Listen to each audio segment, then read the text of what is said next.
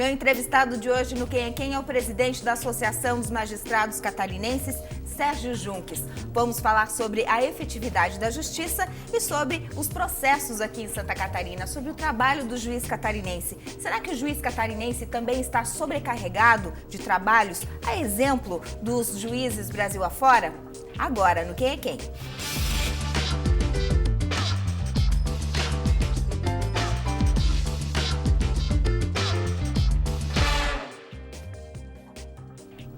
Presidente, bom dia, um prazer recebê-lo aqui na Band. É um prazer meu estar aqui no seu programa. Mais uma vez, não é, falando sobre a justiça catarinense, sobre a Associação dos Magistrados Catarinenses. O senhor que ficou na presidência durante 3 anos, está deixando o mandato no início do ano que vem, não é? Qual é o balanço que o senhor faz deste mandato frente à AMC? O balanço que eu faço é muito positivo, né? Tivemos a oportunidade de intensificar o nosso trabalho de aproximação dos juízes com a mídia, com a sociedade, oportunidade de dialogar com os juízes, com vários outros setores, né? Então, o balanço que nós fazemos é muito positivo, foi muito gratificante, está sendo muito gratificante estar à frente da Associação dos Magistrados do nosso estado. Qual foi o desafio, o principal desafio durante essa trajetória, na sua observação? Eu acho que o maior desafio nosso, que é permanente, é essa tarefa de nós promovemos um aprimoramento do nosso sistema legal, da nossa legislação, que é a legislação que ela rege, ela que diz como é que o juiz tem que se pautar, quais os critérios que ele tem que observar no dia a dia da sua função, quais são os casos que ele deve determinar uma prisão de uma pessoa, enfim, o andamento do processo em geral. Então, essa foi uma batalha muito grande, uma batalha que não encerra aqui, é uma batalha continuada, uma batalha que não é só dos juízes, de toda a sociedade, mas os juízes, como operam esse sistema todo, ele tem todo um conhecimento e deve exercer um protagonismo importante. Então, eu acredito que nesse período, a grande batalha nossa foi essa, de promovermos um debate, não só internamente com os juízes, mas também um debate com a sociedade, com o apoio da imprensa, sobre quais os pontos que nós temos que evoluir. Esses pontos aí de evolução, será que a sociedade começa a entender a função, a importância do papel do juiz na sociedade? Porque até então a gente olha o juiz como alguém inatingível, né? Uma pessoa que fica dentro do seu gabinete, muitas vezes a gente não tem acesso, principalmente à carga de trabalho e de responsabilidade de um juiz, né? Eu verifico que nesse balanço, principalmente nesse período que estou à frente da Associação dos Magistrados, que a sociedade começa a compreender melhor qual é a função do juiz. Claro, há ainda uma certa confusão muito grande, né, que se identifica o judiciário, o trabalho do juiz como sendo o trabalho, às vezes, da polícia, o trabalho, às vezes, do executivo, no caso das penitenciárias, da execução penal, que acha que é o judiciário que é o responsável. Há uma certa ainda confusão ainda sobre os papéis de cada um, mas há uma compreensão melhor sobre o papel do juiz, principalmente depois do mensalão. Eu vejo que depois do mensalão houve um interesse talvez maior, não sei se seria isso, mas houve uma cobertura maior transparência, e as pessoas puderam observar mais, não só o funcionamento do Supremo, mas a função do juiz. E a busca cada vez mais pelo judiciário, né, é crescente o número de processos, chegam a cada fórum, ao Tribunal de Justiça, mostra realmente que há realmente uma percepção da sociedade da importância do papel que o juiz exerce. A judicialização das demandas, tem especialistas na área jurídica que dizem que muitas demandas poderiam ser resolvidas na conciliação, né? Não precisariam virar uma demanda jurídica, não precisaria se judicializar tanto. O senhor acha que a sociedade também precisa começar a perceber que nem tudo precisa parar na mesa do juiz, presidente? Certamente. Nossa sociedade, de uma maneira geral, é uma sociedade muito litigante, uma sociedade que os números revelam pela intensa procura ao judiciário que elas não conseguem ainda resolver por si só muitas das questões que dizem respeito ao dia a dia, aos conflitos que são normais que aconteçam, inclusive, no dia a dia. Nós temos cerca de 95 milhões de processos no Brasil. Muita coisa. Muita coisa. Entre 25 milhões de novas demandas a cada ano. Se julga mais ou menos a mesma proporção, também cerca de 25 milhões de processos, mas ficam pendentes quase 100 milhões de processos. E esse número aumenta. Então, é uma sociedade que é altamente conflituosa. É um número assim que, se nós colocarmos qualquer juiz, qualquer estudioso de qualquer outro país, né, vai ficar estarrecido. Não há números que se comparem ao Brasil, o número de processos ainda mais se nós compararmos a população. Quase metade da população litigando, é muito grande realmente o número de processos no Brasil. Então há realmente uma necessidade de nós rediscutirmos, de refletirmos sobre isso. A mediação de conflitos seria aí um caminho a ser mais trabalhado nas comarcas, não seria? Quem pode fazer mediação de conflitos? A mediação dos conflitos, ela pode, o judiciário também desenvolve, né, projetos nesse sentido, mas enfim, a mediação, a conciliação, ela é aberta, ela é ampla. Os advogados, Os advogados, eu vejo que os advogados podem crescer muito no Brasil. Nos Estados Unidos, por exemplo, boa parte dessas questões, desses conflitos, os próprios advogados fazem a mediação e resolvem ali mesmo, né? A mediação, as pessoas conversam sobre o que está acontecendo, né? Que está fazendo está gerando um ponto de discórdia e chega a uma conclusão e resolve ele mesmo de forma barata, rápida. Né? E desafoga o judiciário, não é? Porque se a gente reclama que o judiciário é lento, é moroso, tem que olhar o outro lado também. Por que é lento, é moroso? Né? Existe, entrando nessa seara, eu acho que a questão primeiro, o excesso de processo no Brasil poderiam ser resolvidos talvez pela conciliação, pela mediação, enfim, as partes espontaneamente acharem um espaço para conversar, né, para resolverem as suas questões. E um outro dado é o que nós chamamos o uso predatório do judiciário, aqueles grandes litigantes, que eram as grandes corporações, como empresas telefônicas, bancos, que elas incorrem reiteradamente, repetidamente, em infrações do Código de Defesa do Consumidor. Que chama a atenção, por exemplo, empresas telefônicas que têm sede lá em países europeus, na Europa, nos Estados Unidos, que cumprem o Código de Defesa do Consumidor, e aqui no Brasil não. Elas continuam a reiterar, né, em faltas contra o consumidor, que acabam indo até a justiça. A gente acha que essas empresas, muitas delas, têm uma vantagem, para elas seja interessante que sejam demandadas no judiciário. Primeiro que um número reduzido que procura o judiciário, e talvez pelo tempo de demora, né, pelo sistema que está em vigor, até um resultado final, para ela seja interessante para a estratégia de negócio. E é um volume muito grande, a gente estima que quase 1/3 das demandas do Poder Judiciário são provocadas por essas corporações e que não precisariam estar no judiciário, poderiam não existir se essas empresas simplesmente cumprissem o Código de Defesa do Consumidor. E essa política no Brasil também, que eu acredito que o Brasil tem aí um número excessivo de possibilidades de recorrer, né, a várias instâncias. Se reduzíssemos também, não é, a política de recorrer a tantas instâncias assim, também ajudaria? Porque hoje você vai à justiça comum, a primeira instância, a segunda instância, ainda pode recorrer, daí tem um fórum privilegiado para os políticos, aí tem ainda a última decisão do Supremo e às vezes, dependendo da matéria para chegar ao Supremo, isso leva anos e anos, mas o processo vai passeando de comarca em comarca, de instância em instância. Será que isso também, mudando um pouquinho essa política aí no Brasil, será que também nos afoga um pouco o judiciário, presidente? Tocasse um dos pontos aí que são centrais nessa modernização do Poder Judiciário. Hoje nós temos essas várias instâncias e o que acontece? Via de regra, uma decisão judicial, ela só passa a valer, ou gerar efeitos no Brasil, depois esgotadas todas as instâncias. Que é o trânsito em julgado? É o trânsito em julgado. Por exemplo, países evoluídos, bastante civilizados, tipo os Estados Unidos, por exemplo, uma decisão do juiz aqui no fórum da comarca, no final do processo, ele já tem efeitos, via de regra, imediatos, já se cumpre imediatamente. No Brasil, existe a necessidade de passar por uma série de recursos, que pode demorar muito, né, até que seja possível cumpri-la. Então, realmente, essa mudança é necessária. É possível reduzir o sistema recursal no Brasil, na sua visão? São duas questões. É a questão do sistema recursal, que nós teremos que rever, né? As pessoas têm o direito a uma revisão da decisão que é desfavorável, é um direito de qualquer pessoa, ou duplo grau de jurisdição, que ele recorrer, mas ela tem que também se conciliar com essa necessidade de efetividade da jurisdição, né? Então, é necessário que, além de mudar o sistema recursal, ter menos recursos, que as decisões já de primeiro grau no fórum da comarca já tenham validade após o juiz proferir sua sentença. Interessante, o senhor falou sobre a efetividade, né, da justiça. Foi tema do último Congresso dos Magistrados aqui em Santa Catarina. E a gente vai para o intervalo comercial. Depois do intervalo, a gente vai mergulhar nesse tema aqui no Quem é Quem, que é muito importante. Inclusive, falas de especialistas explicando, né, o quanto a gente poderia melhorar na justiça brasileira com a efetividade da justiça. Um instante só, a gente já volta.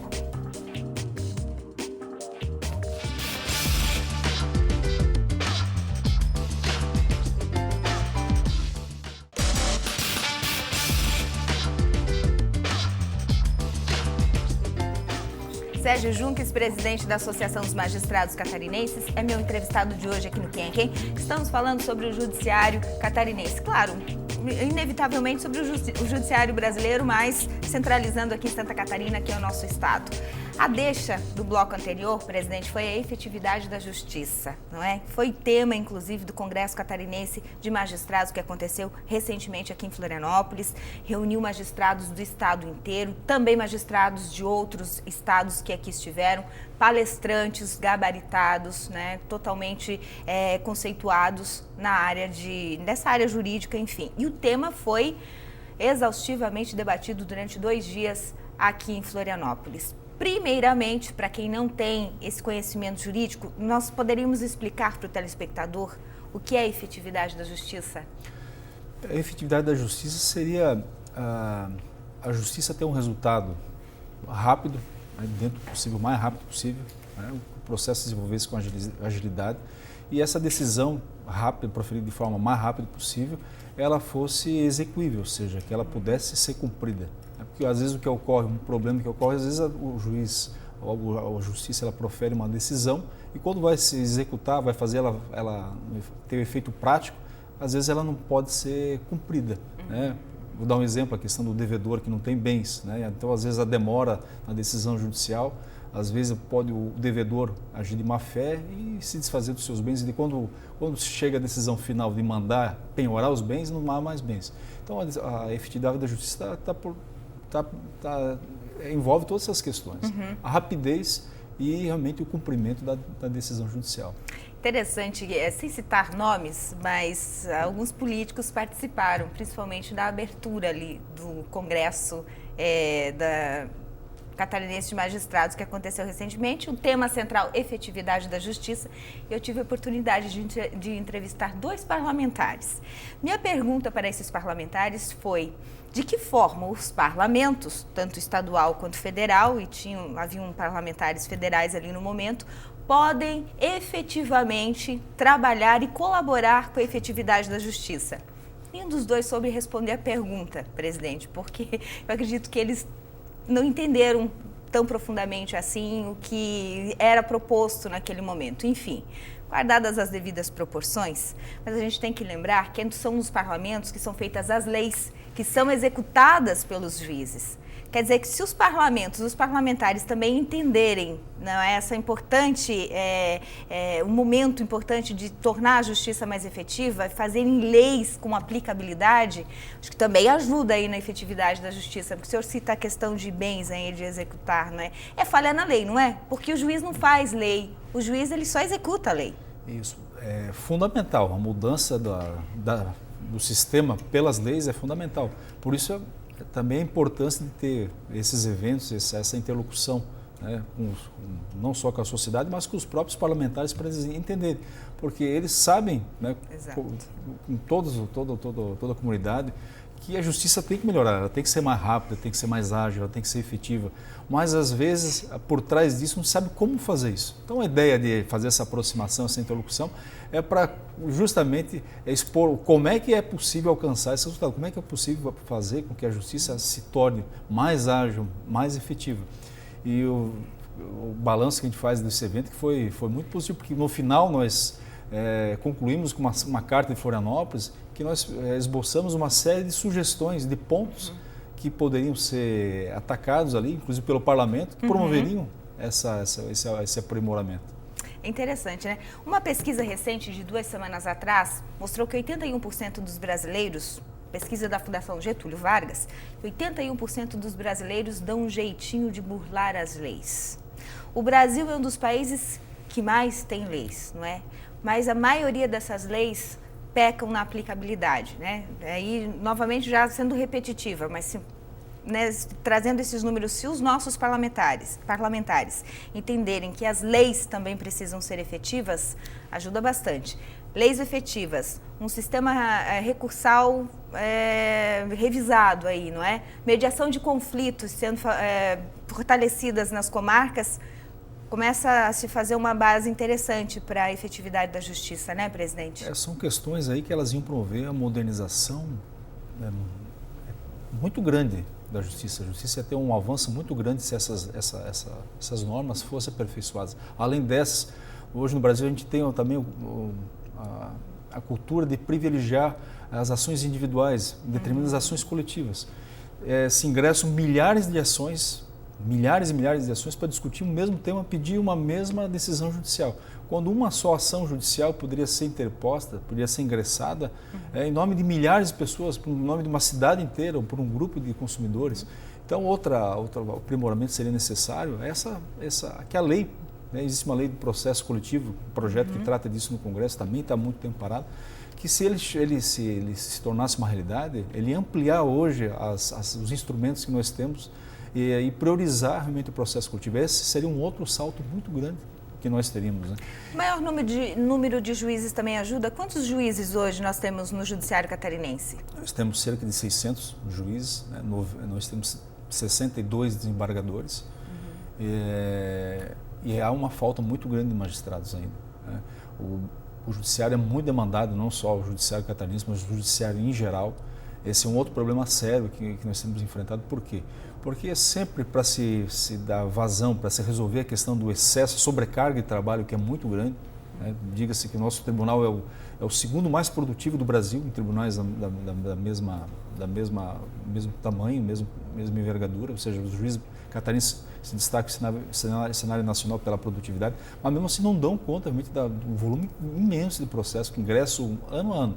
Então, o que se fazia antes? Se contratava mais juízes, contratava mais servidores, é o que se faz, e há necessidade, mas o que nós temos que fazer? Nós temos que mudar, né? Tem que mudar a legislação, porque não dá para contratar tantos juízes, contratar tantos servidores dessa forma, porque não acaba mais, né? A demanda vai crescendo. Então nós temos que realmente trabalhar a raiz do litígio, trabalhar com a conciliação, mediação, esse uso predatório, essas demandas movidas por essas grandes corporações, né, que elas provocam essas grandes demandas, que não precisariam estar no judiciário. Nós temos que olhar não só para os números que estão crescendo e atacar, nós temos que atacar a raiz do problema.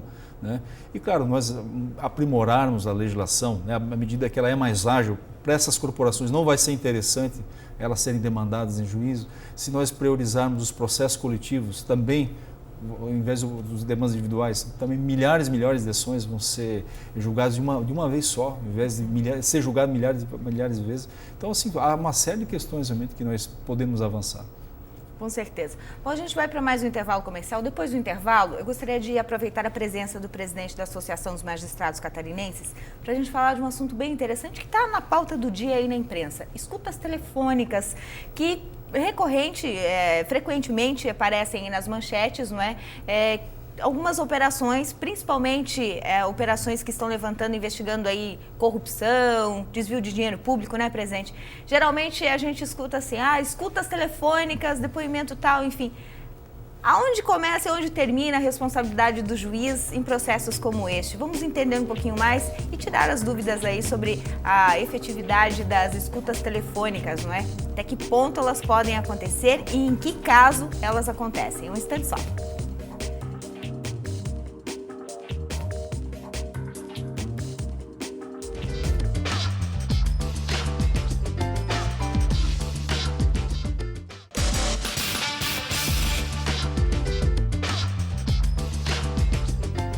Sérgio Junques, presidente da Associação dos Magistrados Catarinenses, é meu entrevistado de hoje, presidente da AMC e um dos vice-presidentes da Associação dos Magistrados Brasileiros, né? Vice-presidente institucional, é isso? Isso, que é uma atuação até a entrega do mandato, ao fim do mandato, cumulativa para a vice-presidência da nossa Associação Nacional dos Magistrados. Bom, o senhor fica na presidência até março do ano que vem, quando outro juiz vai ser eleito e vai assumir a presidência. E o senhor deixa também o cargo de vice-presidente da AMB? Não, lá tem um mandato, mais 2 anos ainda pela frente de trabalho lá. Mais 2 anos. Continua lá. Conta pra mim, essa questão toda aí sobre escutas telefônicas, não é? A gente ouve falar muito, eu tenho escutado muitos operadores de direito aqui no Quem é Quem, recentemente alguns até falando que as escutas telefônicas têm acontecido aí de forma irregular. Não é? Quem acompanha o Quem é Quem sabe aí dos operadores de direito que recentemente falaram no programa, inclusive, que muitas das escutas telefônicas presentes estão acontecendo sem autorização da Justiça. Então eu gostaria de começar a esclarecer. Há um inquérito policial, não é? Ele começa sempre com a suposição de um crime. Aí depois desse inquérito policial vem uma denúncia para o juiz. E a partir daí o que acontece, presidente? Bom, o direito à privacidade, o sigilo das conversas telefônicas é algo sagrado, né, para qualquer pessoa. A Constituição ela estabelece isso. Então, para que seja aberta uma exceção, essa exceção só pode ocorrer em casos extremamente necessários, né? E quem vai verificar se é necessário ou não e autorizar seria quem a Constituição incumbe é o juiz. Certo. Então, o juiz ele pode abrir essa exceção, né, em favor dessa necessidade de investigação, que é uma exceção que a lei abre em favor da sociedade de coibir atos criminosos. Então, o juiz, no caso concreto, ele vai verificar. Normalmente se faz uma solicitação, um requerimento para ele, pode ser um delegado de polícia, pode ser um integrante do Ministério Público, certo, e que vai dizer que existe a possibilidade, indícios que está ocorrendo um crime, né, e vai dizer o porquê que essa prova é indispensável. A partir daí que o juiz vai examinar se é indispensável, se realmente há indícios de um crime, para daí autorizar. Se fora disso, o juiz ele não vai autorizar. Sem entrar na esfera particular de nenhum dos processos aí que estão acontecendo atualmente em Santa Catarina, crimes contra o patrimônio público, a administração pública, por exemplo, a gente tem visto aí pelo menos 2 operações neste momento acontecendo em Santa Catarina em que o GAECO, prendeu pessoas, apreendeu documentos, enfim, a gente escuta falar aí que houve escuta telefônica nesses 2 casos. Se houve escuta telefônica, porque um juiz da comarca referente às investigações deu autorização baseada nesses fatos apontados pela autoridade policial. Não há nenhuma irregularidade nisso. Não, se houver o requerimento do juiz autorizar, ela é plenamente válida, plenamente lícita. E é uma modalidade de prova, às vezes, muito importante. Por quê? Principalmente esses casos de colarinho branco, crime de colarinho branco, esses Acho crimes que é uma das poucas maneiras de pegar, né? São crimes assim praticados de forma muito sofisticada, né? Envolve toda uma engenharia, então é difícil deixar rastros. Então certo, é uma prova que se ela for devidamente autorizada pelo juiz, de forma vale criteriosa, e é legítima. é uma forma de prova extremamente importante. O que o senhor pensa sobre o vazamento de trechos de escuta telefônica para a imprensa, por exemplo? Opinião do juiz. O que eu acho assim, que existe, normalmente a questão do sigilo, ela é importante, né? Agora, como a imprensa tem o seu sigilo, ela também o dever de informar, a forma que ela obtém essas informações, eu vejo que a sociedade, ela entende bem a situação, né? A preocupação que nós temos, às vezes, é expor, às vezes, indevidamente, porque a escuta ela só é autorizada de uma forma excepcional e naquela prova. Existe, às vezes, todo um contexto. Às vezes, por exemplo, se o contexto não for apresentado, pode distorcer toda uma realidade, né? Mas o que a gente observa, né, que a sociedade ela acompanha de forma muito atenta essa questão.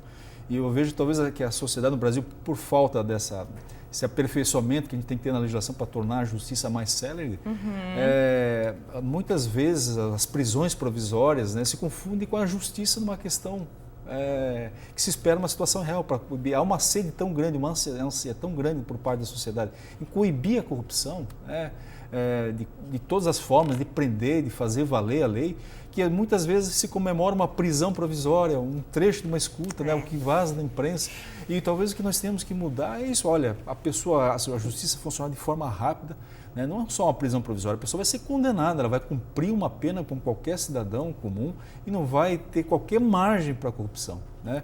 Aquela informação que colocasse antes, o fato do Brasil ter 85%, né, acreditar no jeitinho, né? É muito grande. É talvez uma confiança na falta de limites que a justiça vai funcionar. E aqui interessa uma justiça que não funciona. Nós, juízes, nós queremos que a justiça seja o mais rápida possível, ela seja ágil e que principalmente ela coíba os atos de corrupção, né? Que nós tenhamos uma legislação sofisticada, moderna, para coibir, né?